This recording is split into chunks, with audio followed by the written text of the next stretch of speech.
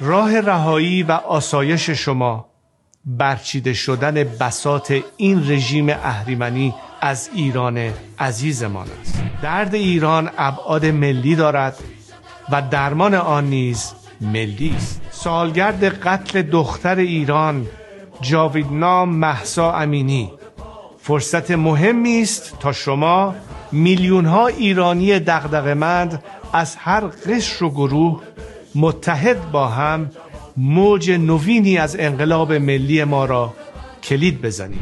به دستگاه سرکوب هشدار می‌دهم که مسئولیت هر گونه خشونت علیه ملت ایران با شما و آمران شماست. به ساعت عدالت بیاندیشید و از عواقب سرکوب ملت رنج دیده بهراسید.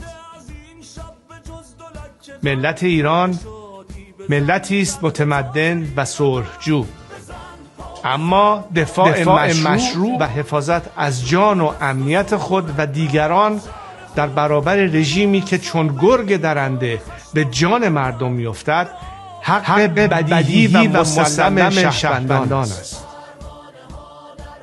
ملت سرفراز ایران، با همبستگی شکوهمند ملی و نمایش آن در درون و بیرون کشور است که میتوان این رژیم ضحاکی را به زیر کشید و بدانید که نیروی سرکوب زمانی آمران خود را تنها میگذارد که شما ملت را در جمعیتی بزرگ و در بالاترین سطح همبستگی ببیند. تفرقه انگیزان را از خود دور کنید و یک صدا ندا سر دهید: ما ملت کبیر ایران و پس می‌گیریم.